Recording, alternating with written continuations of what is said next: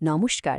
আমাদের বাংলায় এমন কিছু ঐতিহ্য আছে যেগুলো শুধু নিয়মকানুন নয়, বরং বিশ্বাস আর ভালোবাসার একটা জীবন্ত গল্প। আজ আমরা ঠিক তেমনই এক গভীর আর মমতাময় ব্রত কথা, অর্থাৎ নীলষষ্ঠীর জগতে ডুব দেব। আচ্ছা, কখনো কি মনে হয়েছে যে নীলষষ্ঠী কেন পালন করা হয়? এটা কি শুধুই একটা উপোস করে কাটানোর দিন, নাকি এর পেছনে লুকিয়ে আছে মায়ের আকুতি আর ঈশ্বরের প্রতি ভরসার এক অসাধারণ গল্প?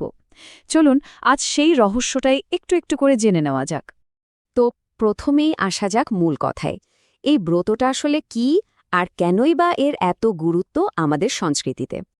একদম সহজ করে বললে, নীল ষষ্ঠী হল সন্তানের জন্য মায়ের ভালোবাসার এক পবিত্র উদযাপন। এই একটা দিন মায়েরা নিজেদেরকে পুরোপুরি উৎসর্গ করেন, জল পর্যন্ত গ্রহণ না করে উপবাস রাখেন, শুধুমাত্র সন্তানের ভালো থাকার প্রার্থনায়। এটাই কিন্তু এই ব্রতের আসল নির্যাস। আর এই ব্রত পালনের কিন্তু একটা বিশেষ সময় আছে। এটা হয় ঠিক চৈত্র সংক্রান্তির আগের দিন, মানে বাংলা বছরের একদম শেষ দিনে। এক বছর শেষ হয়ে নতুন একটা বছর আসার ঠিক মুখেই এই ব্রতটা পালন করা হয়। সাধারণত ইংরেজি ক্যালেন্ডার অনুযায়ী প্রতি বছর এপ্রিল মাসের মাঝামাঝি সময়টাতেই নীলষষ্ঠী পড়ে। বাংলা ক্যালেন্ডার ধরলে এটা হলো চৈত্রের শেষ ভাগ। মজার ব্যাপার হল, এই ব্রতের কেন্দ্রে কিন্তু একজন নন, দুজন দেবতা রয়েছেন, আর তাদের এই মিলনের মধ্যেই লুকিয়ে আছে এই পুজোর আসল তাৎপর্য। দেখুন, এখানে দুই বিশাল শক্তির এক অপূর্ব মিলন ঘটেছে। একদিকে আছেন দেবাদিদেব মহাদেব শিব। বিশ্বকে বাঁচাতে বিষ পান করে তার কণ্ঠ নীল হয়ে গিয়েছিল বলে তিনি নীলকণ্ঠ, আর সেই থেকেই তিনি নীল নামে পূজিত। আর অন্যদিকে আছেন মা ষষ্ঠী, যিনি হলেন শিশুদের সুরক্ষাকর্ত্রী, তাদের রক্ষাকবচ। এই উৎসব আসলে এই দুই শক্তিকেই এক সুতোয় বেঁধে দেয়। লোককথা অনুযায়ী এই উৎসবটা আসলে দেবাদিদেব মহাদেব আর দেবী পার্বতীর বিয়েরই একটা প্রতীকী উদযাপন। আর এখানে দেবী পার্বতী কিন্তু নীলাবতী বা মা ষষ্ঠীর রূপে পূজিত হন। তাই এটা একই সাথে শিবের পুজো, আবার সন্তানের মঙ্গলের জন্য ষষ্ঠীর ব্রত।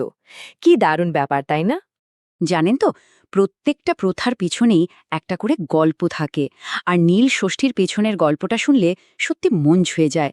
এটা বিশ্বাস আর করুণার এক অসাধারণ কাহিনী। গল্পটা শুরু হচ্ছে এক ব্রাহ্মণ দম্পতিকে নিয়ে। তারা খুব ধার্মিক ছিলেন, কিন্তু তাদের জীবনে ছিল এক গভীর দুঃখ। তাদের কোনো সন্তানই বাঁচত না। একের পর এক সন্তান হারিয়ে তাদের বিশ্বাস প্রায় টলে গিয়েছিল। তো তারা একদম হতাশ হয়ে যখন কাশীর গঙ্গার ঘাটে বসে আছেন, তখন এক বৃদ্ধা তাদের কাছে আসেন। তিনি এসে বলেন, তাদের ভক্তিতে কোনো কমতি নেই, কিন্তু সমস্যাটা অন্য জায়গায়। তাদের সব ব্রত পালনের মধ্যে কোথাও যেন একটা অহংকার মিশে গিয়েছিল, আর সে কারণেই মা ষষ্ঠী রুষ্ট হয়েছিলেন। আসলে ওই বৃদ্ধা আর কেউ নন, স্বয়ং মা ষষ্ঠী ছদ্মবেশে এসেছিলেন।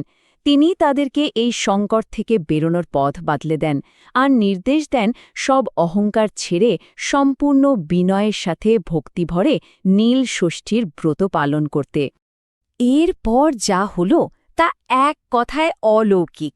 ওই দম্পতি দেশে ফিরে এসে একেবারে শুদ্ধ মনে বিনয়ের সাথে ব্রত পালন করলেন, আর তারপর থেকে তাদের সব সন্তান সুস্থ নিরোগ হয়ে দীর্ঘ জীবন পেল। এই গল্পটাই কিন্তু ব্রতটার মাহাত্ম্যকে প্রতিষ্ঠা করে দিয়েছে। এখন প্রশ্ন হল, এই যে প্রাচীন একটা গল্প, সেটা আজকের দিনে কিভাবে নিয়মনিষ্ঠার মধ্যে দিয়ে পালন করা হয়, চলুন সেটাও জেনে নিই। ব্রত পালনের কয়েকটা মূল ধাপ আছে। প্রথমত, সারা দিন ধরে কঠিন নির্জলা উপবাস। তারপর সন্ধ্যায় শিব আর মা নীলাবতীর পুজো করা হয়। মন্দিরে ঘিয়ের প্রদীপ জ্বালানোটা একটা খুব গুরুত্বপূর্ণ অঙ্গ। আর সবশেষে পুজোর পর প্রসাদ আর চরণামৃত দিয়ে ব্রত ভাঙা হয়। পুজোর উপকরণগুলো কিন্তু খুব বিশেষ। যেমন ধরুন, শিবের অভিষেকের জন্য লাগে গঙ্গাজল, কাঁচা দুধ আর ডাবের জলের মিশ্রণ।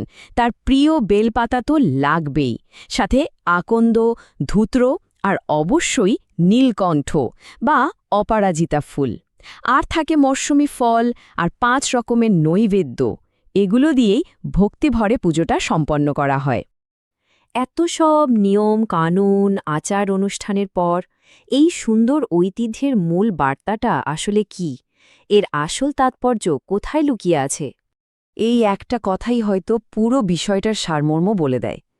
নীল ষষ্ঠী আসলে সন্তানের জন্য মায়ের নিঃস্বার্থ ভালোবাসা আর আশীর্বাদের এক জীবন্ত প্রতীক।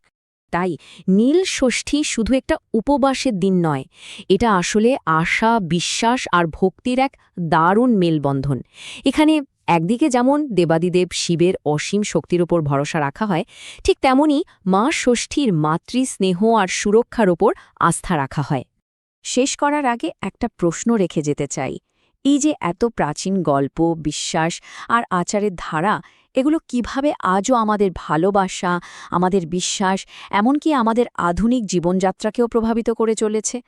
উত্তরটা হয়তো আমাদের প্রত্যেকের নিজের মনের মধ্যেই লুকিয়ে আছে। আর এই ভাবনাটাই হয়তো এই ব্রতের সবচেয়ে বড় প্রাপ্তি।